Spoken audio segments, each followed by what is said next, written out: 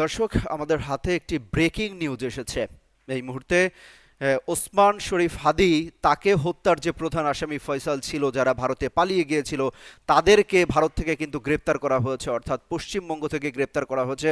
শনিবার রাতে পশ্চিমবঙ্গের উত্তর 24 পরগনা জেলার বনগাঁ থেকে তাদের গ্রেপ্তার করা হয়েছে। রোববার সন্ধ্যায় এসটিএফ এর সংবাদ বিজ্ঞপ্তির বরাতেই তথ্য জানিয়েছে ভারতীয় বার্তা সংস্থা এএনআই। তারা বলছে ইনকিলাব মঞ্চের মুখপাত্র ওসমান শরীফ হাদি, শরীফ ওসমান হাদি, তাকে হত্যার প্রধান আসামি, তাকে গ্রেপ্তার করা হয়েছে, ফয়সালকে গ্রেপ্তার করা হয়েছে। তারপরে তাকে আদালতে পাঠানো হয়েছে। কালকে আদালতে তোলা হতে পারে, পুলিশ হেফাজতে রয়েছে, কালকে আদালতে তোলা হতে পারে, সেই তথ্য আমরা জানছিলাম।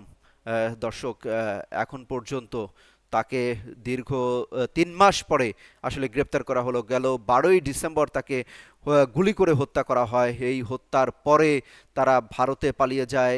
আমরা দেখছিলাম যে খুব কাছ থেকে, অর্থাৎ যেদিন 12ই ডিসেম্বর শুক্রবার নির্বাচনী প্রচারণা চালানো হচ্ছিল, নির্বাচনী প্রচারণার সময় তাদের একেবারেই কাছে অবস্থান করছিল, নির্বাচনী প্রচারণায় অংশও নিয়েছিল এই শুটার দুজন।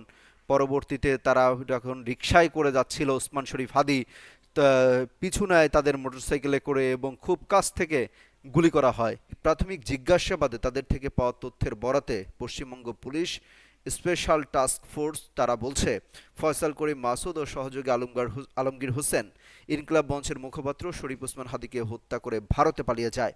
তারা মেঘালয় সীমান্ত দিয়ে অবৈধভাবে ভারতে প্রবেশ করে এবং ভারতের বিভিন্ন স্থানে ঘোরাফেরার শেষ পর্যন্ত পশ্চিমবঙ্গের বনগাঁয় আসে এবং বাংলাদেশে ফেরত যাওয়ার উদ্দেশ্যেই কিন্তু তাদেরকে ওই জায়গায় অবস্থান নেয়, অর্থাৎ বনগাঁ এলাকায় অবস্থান নেয়। এরপরে সেখানে গোপন সংবাদের ভিত্তিতে কিন্তু তারা অভিযান চালিয়ে এই দুজনকে কিন্তু গ্রেপ্তার করা হয়েছে। এরই মধ্যে একটি মামলা দায়ের করা হয়েছে বলা হয়েছে।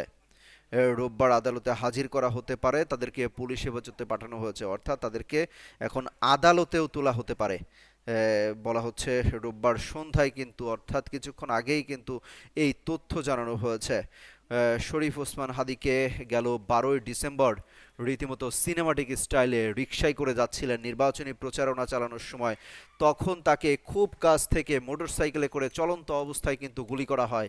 পরবর্তীতে তাকে আহত অবস্থায় ঢাকা মেডিকেল কলেজ হাসপাতালে নিয়ে আসা হয়। সেখান থেকে তাকে পরবর্তীতে উন্নত চিকিৎসার জন্য কিন্তু ব্যাংকক নিয়ে যাওয়া হয়। সেখানে চিকিৎসাধীন অবস্থায় মৃত্যুবরণ করেন।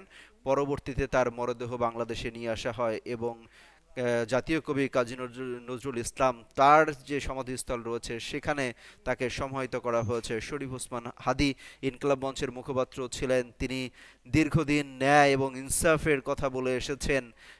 তিনি দীর্ঘদিন সোচ্চার ছিলেন এবং ঢাকা 8 আসন থেকে সংসদ সদস্য নির্বাচন করার কথা ছিল শরীফ ওসমান হাদির। তার যে শুটার, তাকে যে খুব কাছ থেকে সিনেমাটিক স্টাইলে গুলি করা হলো, হত্যা করা হলো, সেই দুজনকে, ফয়সাল সহ দুজনকে কিন্তু গ্রেপ্তার করা হয়েছে। পশ্চিমবঙ্গ পুলিশ তাদেরকে গ্রেপ্তার করেছে অভিযান চালিয়ে।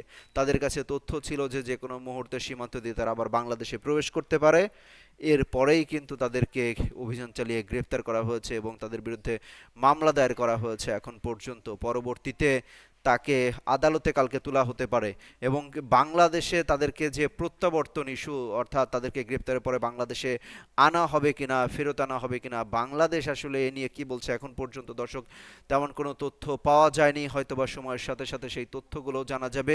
এএনআই কিন্তু বলছে যে যাদেরকে গ্রেপ্তার করা হয়েছে তারা শরীফ ওসমান হাদি হত্যার সাথে জড়িত ছিল এই দুজন, সেই কথাও কিন্তু তারা জিজ্ঞাসাবাদে পেয়েছে।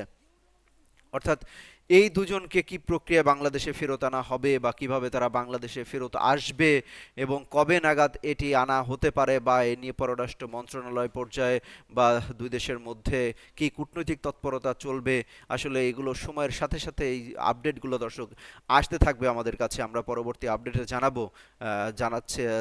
জানানোর চেষ্টা করব যে ওসমান হাদি হত্যার আসামিদের কি পরিণতি হয়, তাদের বাংলাদেশে আনা যায় কিনা এবং পরবর্তীতে তাদের বিচার প্রক্রিয়া আসলে কিভাবে কার্যক্রম শুরু করে। দর্শক, অসংখ্য ধন্যবাদ। আমরা আবারও জানাবো হাদি হত্যা ইস্যুতে।